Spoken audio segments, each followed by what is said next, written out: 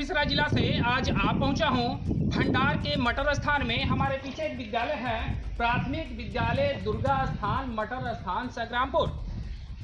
सरकार कहती है कि मैं बच्चों को पढ़ने और पढ़ाने के लिए तमाम सुविधाएं दे रही हूं, लेकिन इन सुविधाओं के बावजूद विद्यालय में बच्चे नहीं हैं। आखिर इनका दोषी कौन, जिम्मेदार कौन? एक तरफ जब किसी टीचर पर कोई अधिकारी उंगली उठाते हैं और उनके आवागमन और उनके पोशाक पर जब उंगली उठाने की बात करते हैं तो कहीं से न कहीं से उन पर दबाव आना शुरू हो जाता है। लेकिन सवाल उठता है कि हमारे पीछे ये जो विद्यालय है, इन विद्यालयों में 203 बच्चे का नामांकन है, तो फिर यहाँ पर बच्चे की संख्या क्यों नहीं? क्या कारण है कि यहाँ पर महज एक ही शिक्षक साल 2 साल से पद स्थापित है? क्या इन्हें ये पता नहीं कि गांव में समाज के बच्चों को पढ़ाना सबसे बड़ा काम होता है, सबसे बड़ी जिम्मेदारियां होती है और धर्म के नाम पर सबसे बड़ा पुण्य होता है यानी पढ़ना। क्या ये शिक्षक इन बच्चों के जीवन से खेल रहे हैं या फिर अधिकारी सब कुछ जानते और समझते हुए भी यहाँ पर सिर्फ एक ही शिक्षक के बदौलत इस विद्यालय को छोड़ रखे हैं? क्या उन्हें ये पता नहीं कि यहाँ पर महज आज के तारीख में 5 से 6 बच्चे और जिनका कहीं पर कोई कॉपी किताब नजर नहीं आएगा? बच्चे खेलते नजर आ रहे हैं, बच्चे यूं ही बैठे नजर आ रहे हैं। हमारी घड़ी में 12 बज रहा है और 12 बजे तक में स्कूल की क्या स्थिति है ये हम आपको प्रत्यक्ष रूप में दिखाएंगे। एक सवाल यहाँ जरूर उठता है कि अगर विद्यालय खुला हुआ है तो यहाँ के बच्चे कहाँ गए? क्या इन बच्चों को किसी ने दूसरे विद्यालय में पदस्थापित कर लिया है या फिर इन्हीं सरकारी विद्यालयों के बच्चे प्राइवेट विद्यालयों में जाकर पढ़ रहे हैं? अगर वो विद्यालय प्राइवेट विद्यालयों में जाकर के बच्चे पढ़ रहे हैं तो कहीं ना कहीं इस विद्यालय की पढ़ाई में खामियां नजर आ रही होगी। इन्हीं खामियों को देखते हुए वे अभिभावक अपने बच्चे को प्राइवेट विद्यालय में भेज रहे होंगे। खामियां क्या होगी? क्या यहाँ पर शिक्षक पढ़ाना नहीं चाहते या फिर एक शिक्षक सिर्फ अपनी उपस्थिति दिखाकर ये पढ़ाई से बच रहे हैं कि हम एक शिक्षक हैं, हम किस तरीके से बच्चे को पढ़ाएंगे? एक शिक्षक पर 200 बच्चे का बर्डन कैसे झेल पाएंगे? क्या यहाँ इन अध्यापकों अथवा उन अधिकारियों की जिम्मेदारी नहीं बनती है कि 40 के अनुपात पर 1 यानी 200 पर 5 शिक्षकों की नियुक्ति होनी चाहिए? क्या यहाँ ये सवाल खड़ा नहीं करता कि इन बच्चों के भविष्य से ये लोग खिलवाड़ कर रहे हैं? उपस्थिति कितनी दिखा रहे होंगे, बच्चे कितने आ रहे हैं? क्या इनकी जिम्मेदारियां नहीं बनती है? क्या ब्लॉक एजुकेशनल ऑफिसर की ये जिम्मेदारियां नहीं बनती है कि मैं इलाके में जाकर विद्यालयों को जांचूं कि किन विद्यालयों में कितने बच्चे उपस्थित हैं? क्या उन बच्चों को सारी सुविधाएं मिल रही है या नहीं? क्या उन बच्चों की पढ़ाई में कोई दिक्कत हो रही या नहीं? क्या उन बच्चों को पढ़ाने के पीछे शिक्षक एग्री है या नहीं? क्या उन बच्चों को पढ़ाने के पीछे जो अभिभावक है उनको एग्री करने के लिए टोला सेवक जिम्मेदार है या नहीं? हमारे पीछे एक तस्वीर नजर आई जिनमें टोला सेवक बच्चे को पढ़ाते नजर आए। जब मैंने उनसे जाना कि आपका काम क्या है तो वे कुर्सी छोड़कर निकल गए। देखिए उनकी कुर्सी का क्या हाल है और इन पर कौन से शिक्षक को पदस्थापित होना था? कौन शिक्षक बैठ करके इन बच्चों को पढ़ाने का काम करेंगे? मैं जैसे इस विद्यालय में आया, आने के बाद तमाम वीडियो को बनाना शुरू किया। कहीं ना कहीं नजर इस प्रधानाध्यापक की पड़ी, यहाँ के विद्यालय के प्रधानाध्यापक की पड़ी और वे दौड़े आए। जब उनसे जानकारी ली गई कि इस विद्यालय में कितने बच्चे हैं तो उन्होंने बताया कि मेरे पास 203 बच्चे हैं।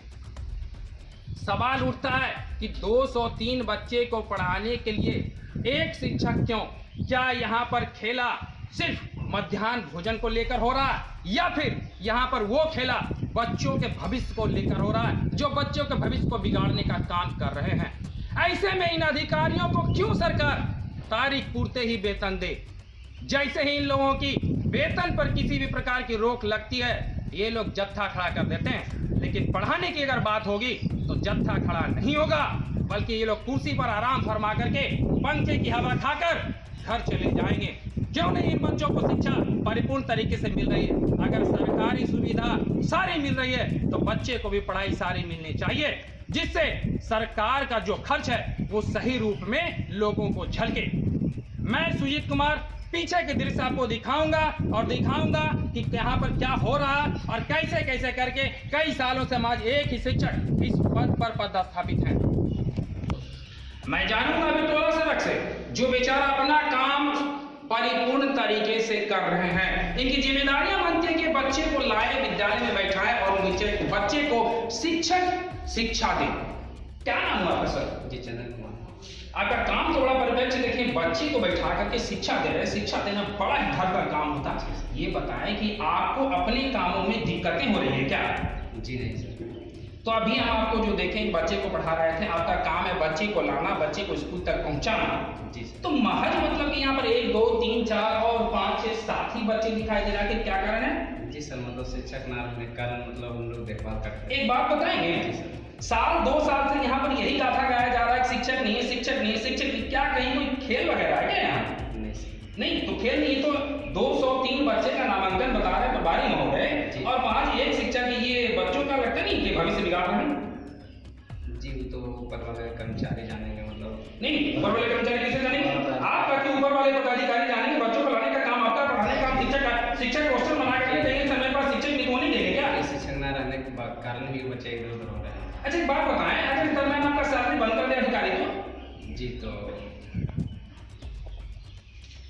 आपका काम है बच्चे को लाना, सरकार उसको लेकर के आपको पेमेंट देती है, पेमेंट बहाल करती है, तारीख तक आपको पेमेंट देना शुरू कर देती है। अगर किसी कारण पर पेमेंट में दिक्कत होती है तो आप लोग हंगामा खड़ा कर देते हैं कि भाई हम लोग हंगामा खड़ा करते हैं, संसद तक जाएंगे, कोर्ट जाएंगे।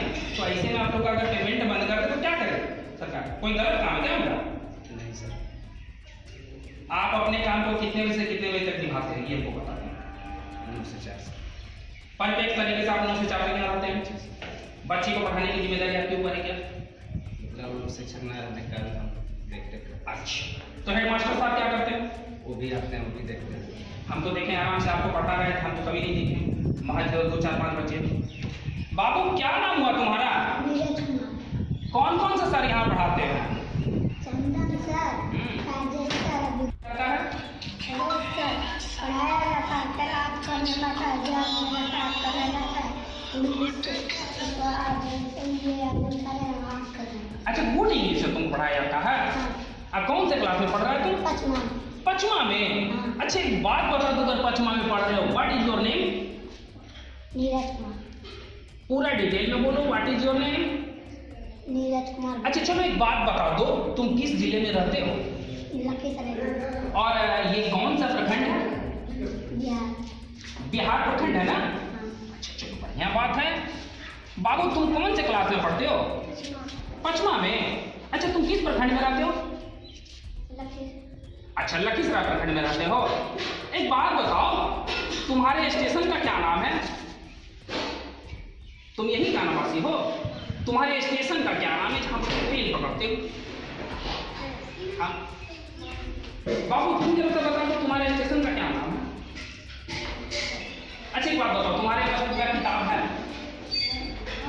कौन कौन सा किताब है तुम्हारे पास? सब घर में है। तो यहाँ क्या पढ़ते हो? यहाँ पर कॉपी दिखाते हैं।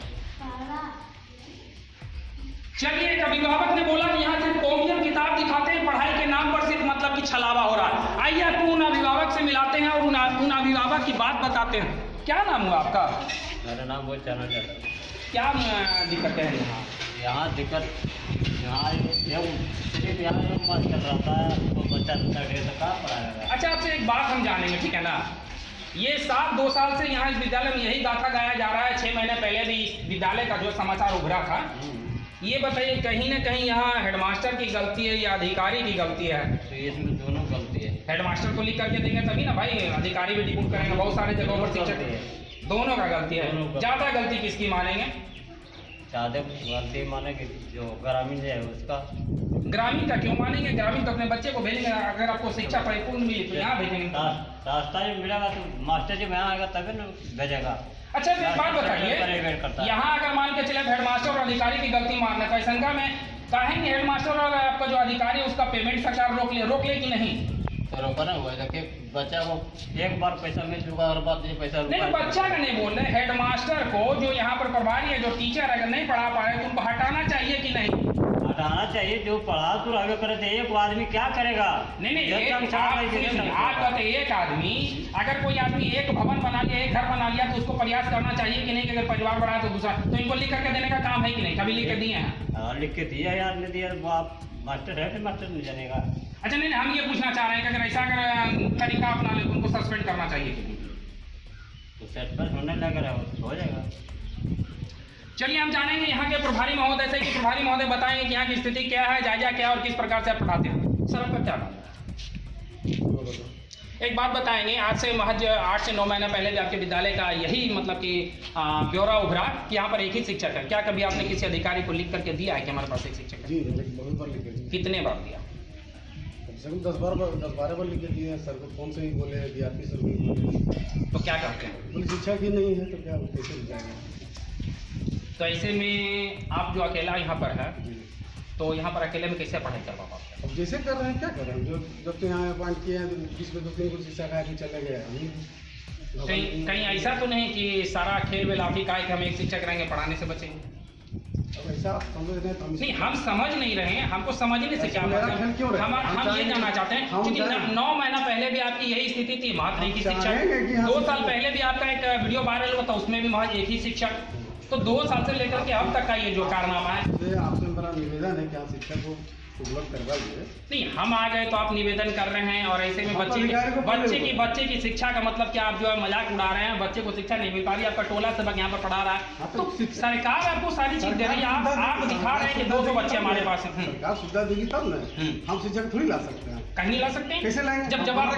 जब आपको पेमेंट नहीं मिलती तो आप लोग सब मिलकर के धरना प्रदर्शन करना शुरू कर देते हैं। शिक्षक कैसे शिक्षक को आता है? नहीं, कैसे शिक्षक नहीं आता वो हम नहीं जानते। हमारा ये कहना है जब आप लोग को पेमेंट नहीं मिलती तो धरना प्रदर्शन करना शुरू कर देते हैं। जब शिक्षक नहीं है, गार्जियन मतलब यहाँ पर क्यों नहीं करेंगे? क्यों नहीं करेंगे? क्यों आपका दायित्व नहीं बनता है? अधिकार क्षेत्र से बाहर है। आपके अधिकार क्षेत्र से बाहर है, यानी हम लिख दे सकते हैं बीओ साहब। एक मिनट, जब आप लोग लिख करके देते हैं उस पर भी पेमेंट नहीं मिल पाता है तो फिर आप लोग उग्र हो जाते हैं। ये क्यों नहीं भैया? हम शिक्षक को लाने के लिए धरना क्यों देंगे? यहाँ ग्रामीण देंगे, ग्रामीण को लिखने के बाद बोला, अधिकारी को बोला, तो बोलिए ना, हम धरना क्यों देंगे?